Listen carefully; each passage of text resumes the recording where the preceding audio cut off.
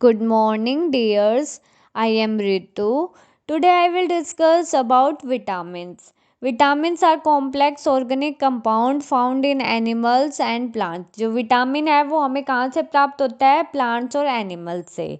उसके बाद जो विटामिन्स है उसकी जरूरत हमारी बॉडी को हेल्थी ग्रोथ करवाने में पड़ती है।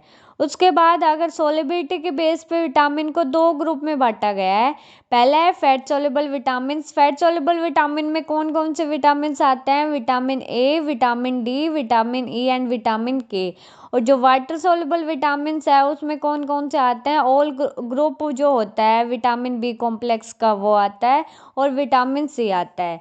जो फैट सोल्युबल विटामिन है उसमें पहले हम डिस्कस करते हैं विटामिन ए के बारे में। विटामिन जो ए है उसका दूसरा नाम है रेटिनॉल। और वो कौन कौन से सोर्सेज से हमें प्राप्त होता है?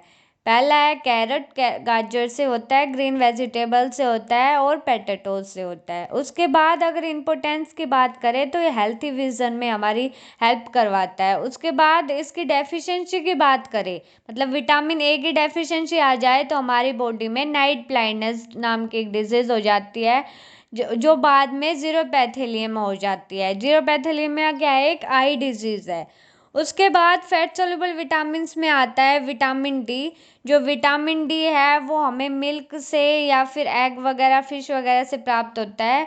और इस विटामिन डी जो है उसका फंक्शन क्या है? हमारी बोन जो है उसको स्ट्रॉन्ग करवाता है और जो टीथ है उनकी ग्रोथ करवाता है। उसके बाद विटामिन डी जो है उसकी डेफिशिएंसी आ जाए तो उसके कारण रिकेट्स हो जाता है। उसके बाद विटामिन ई आता है। विटामिन ई का दूसरा नाम है टोकोफेरोल। और इसके सोर्सेज है, मतलब विटामिन ई जो है वो हमें कहाँ कहाँ से प्राप्त होता है? एलमर्स, पीनट एंड सोयाबीन से। जो विटामिन ई है वो क्या करवाता है? हमारी बॉडी की इम्यूनिटी प्राप्त करवाता है, इम्यूनिटी स्ट्रॉन्ग बनाता है। और दूसरा फर्टिलिटी इन मेल करवाता है। उसके बाद विटामिन ई की कमी आ जाए तो नर्व्स डैमेज हो जाती है।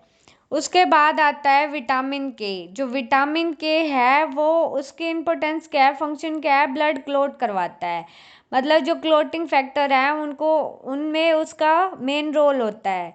प्रोथ्रोम्बिन को बनाने में उसका मेन रोल होता है। उसके बाद अगर इसकी डेफिशिएंसी आ जाए तो हीमोफेरेसिस नाम की डिजीज हो जाती है। उसके बाद वाटर सोल्युबल विटामिन्स आते हैं। वाटर सोल्युबल विटामिन्स में एक विटामिन बी आता है, इसे विटामिन बी कॉम्प्लेक्स भी बोलते हैं।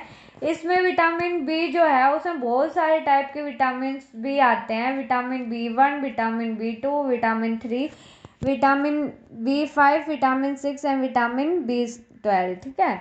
उसके बाद जो विटामिन बी है उसका रोल क्या होता है? हमारी बॉडी को एनर्जी प्रोवाइड करने का रोल होता है। और उसके बाद आता है विटामिन सी। विटामिन सी को हम स्कॉर्बिक एसिड भी बोलते हैं और ये खट्टे जो फल होते हैं उनमें पाए जाते हैं। और जो विटामिन सी है वो हमारी बॉडी की ग्रोथ करवाता है, टिश्यूज़ की ग्रोथ करवाता है। और इसकी जो विटामिन सी है उसकी डेफिशिएंसी आ जाए तो उससे क्या होता है? स्कर्वी नाम की डिजीज़ हो जाती है। उसके बाद आता है विटामिन सी जो है वो, मतलब सबसे ज़्यादा कौन से फूड में पाया जाता है? कौन से वेजिटेबल फ्रूट्स में पाया जाता है? तो इसमें आते हैं जो कीवी फ्रूट्स होते हैं, ऑरेंज होते हैं, या फिर जो अमरूद होता है या पपाया होता है, स्ट्रॉबेरी वगैरह होते हैं और टमाटोज। जो भी खट्टे पदार्थ हैं उन सब में विटामिन सी हाईली सोर्स में पाया जाता है, हाईली उसमें वैल्यू में पाया जाता है।